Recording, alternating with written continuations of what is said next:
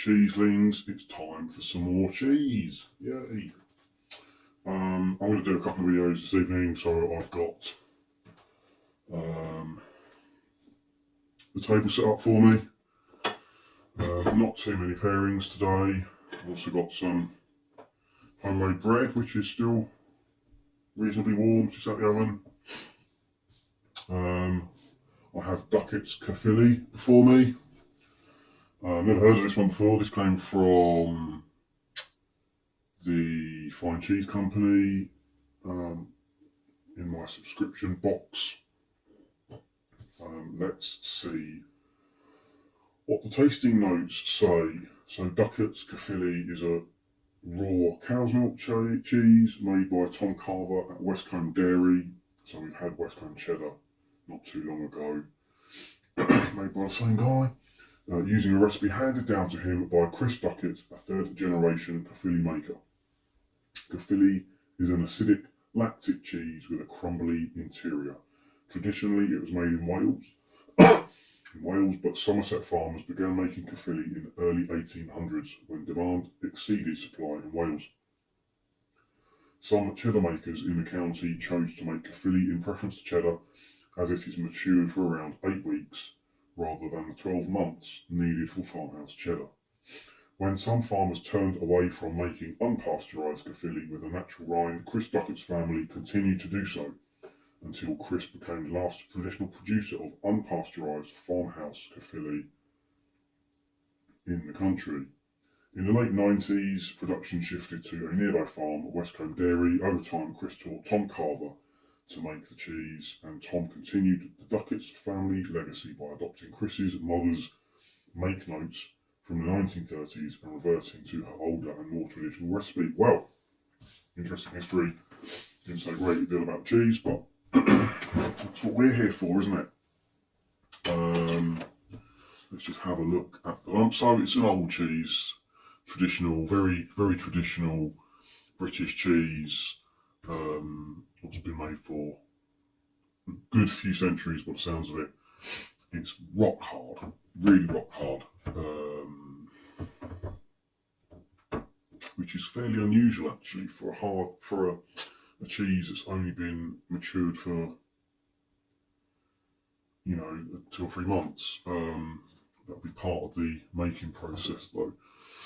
The Caerphilly I made not too long ago was fairly hard, I guess, not as hard as this. So you can see the rind, very, very cheddar-like natural rind with a dry kind of, I don't know what you call it really. It's just a cheese that's on dry. I imagine this was cloth bound at some point. There's not really any patterning on it, but it's a fairly uniform rind with a little bit of moulding on there, white moulding, grey moulding, whatever. And you can see it's a little bit, you can see the colour variation towards the edge. It kind of goes a dark yellow, brown colour as the cheese hardens and dries out.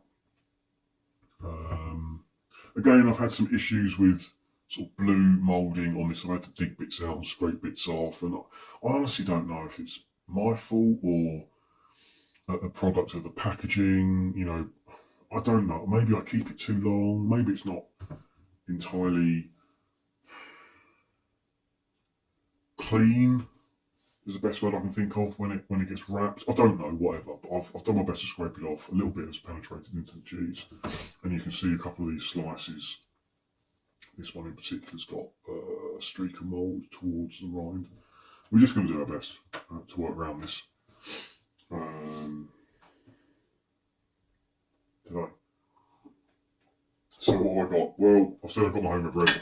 I've got a couple of Jacobs salt and Jacobs salt and pepper crackers or something. I've got the last remaining bits of from my festive Cars selection cracker set thing. I'm just going to mix and match with these. I've got some chopped gherkin, some chopped fig, some chopped pressed apple, some walnuts there. Got some fig and date chutney. Got some red currant jelly, which I thought I'd give a go, just for the hell of it. And I've got some green pesto in there. Again, the jar's open, I just need to use it. So I'm just going to mix and match and see what happens. Firstly though, let's taste the cheese. So it is, let's give it a smell. It does smell lactic. Kind of smells of sour milk. A little bit chlorine-y. Not with ammonia, but chlorine. It's not a musty like a cave or like a skirting board, I suppose. It's not unpleasant though. The rind definitely smells more like wet rock.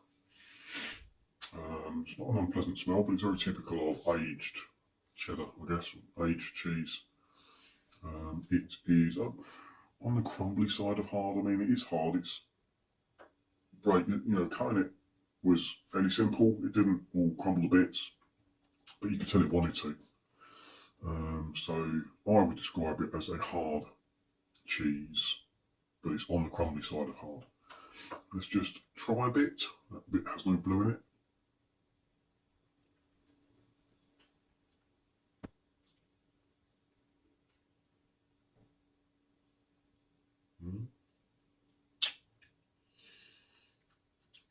It tastes of cheese.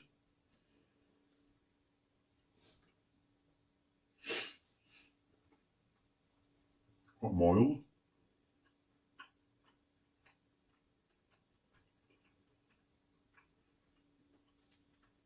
It's got quite a dry, powdery texture. It does crumble in your mouth.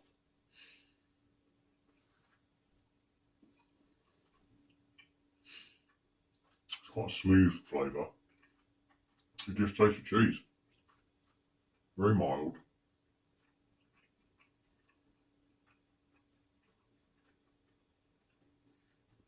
I mean, how could you not like this cheese?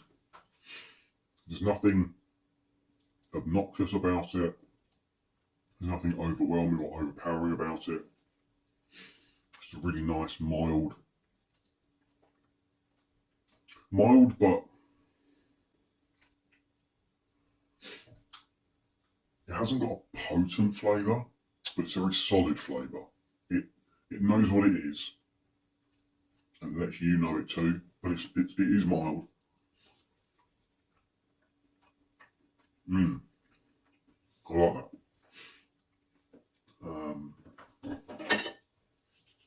It's really nice. I wonder what it'll go on then. Well, since I made the bread. Should we try it on a bit of bread? Let's try on a bit of bread with some relish. Should have maybe put some butter as well. Oh, crap's got all up. And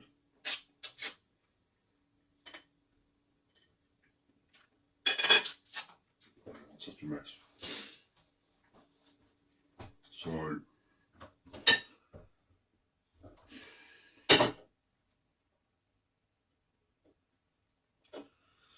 So this is just a crust of my bread with Mrs. Bridges' fig and date and fig chutney.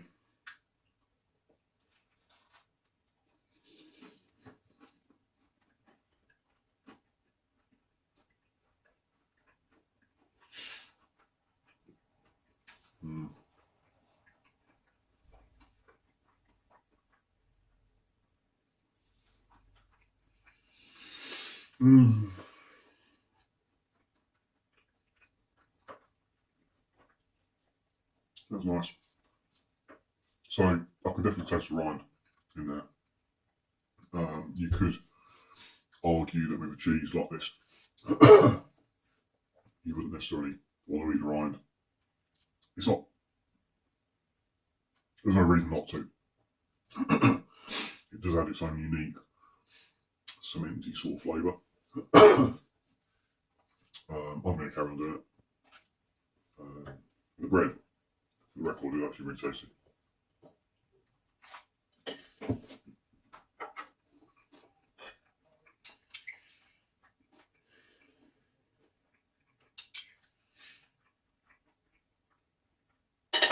Let's just try a bit with the red currant jelly. See what that's like.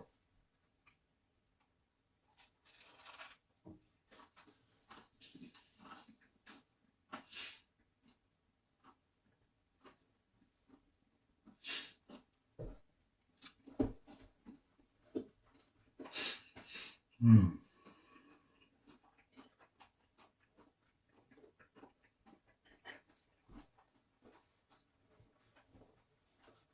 That's really nice.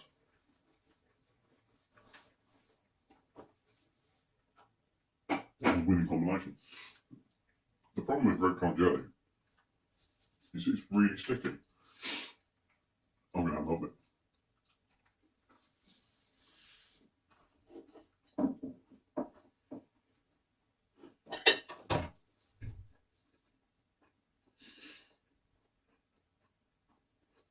Mmm.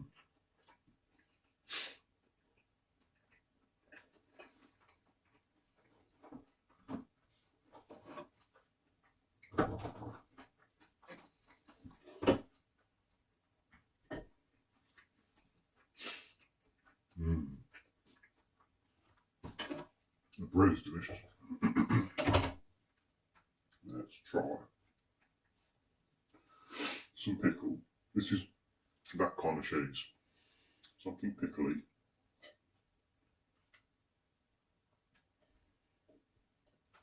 The gherkin.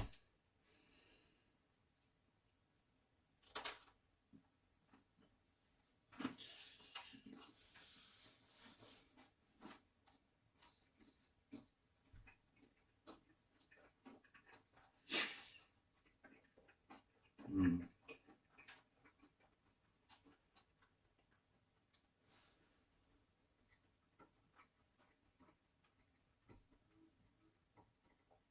Yeah.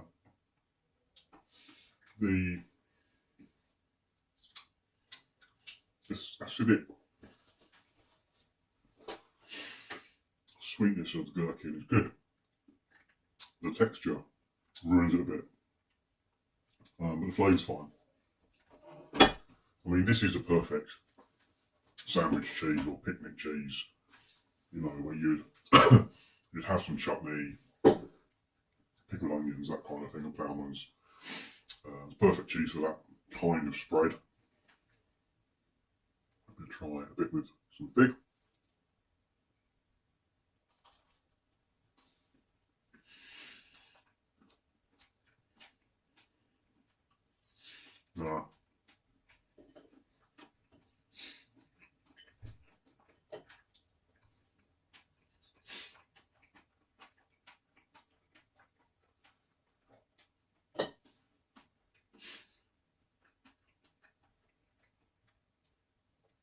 The fig is too dry. And the cheese, like I said, is a powdery dry. So it's just, it leaves your mouth going, you know, it's too dry. The flavour's not bad. It's not quite there. But the texture ruins it.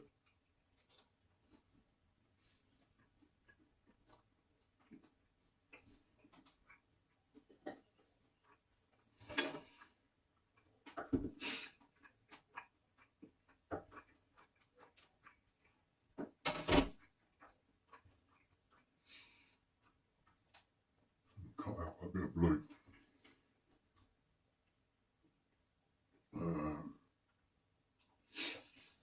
In the mouth.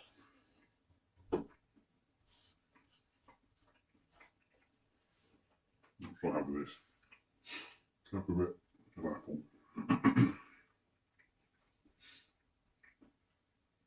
I suspect this is going to be the same. This is just pressed apple, sliced pressed apple. I suspect this is going to be too dry as well.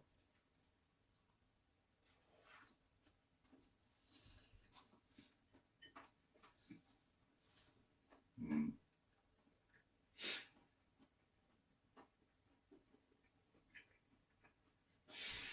Yeah.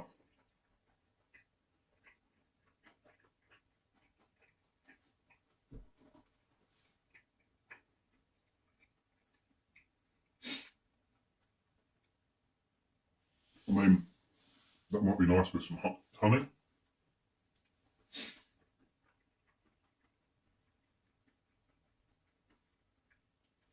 but on its own, the flavour's good.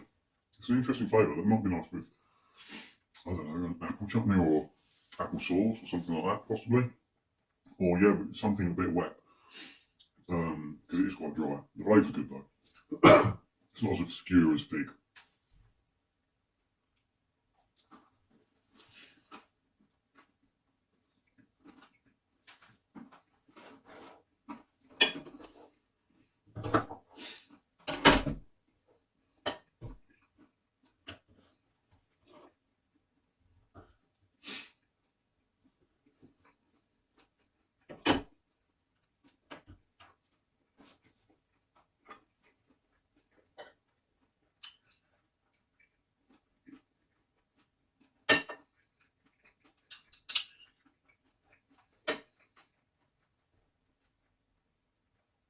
Mm.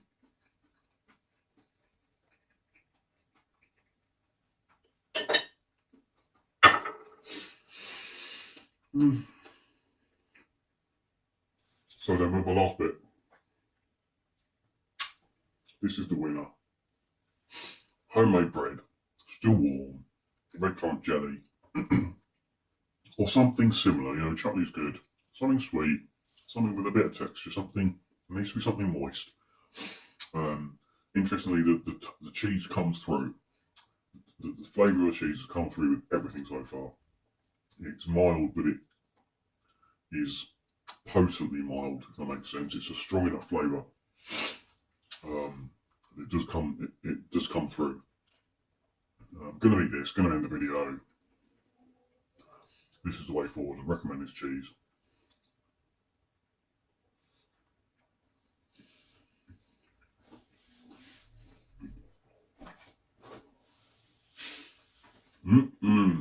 Nom.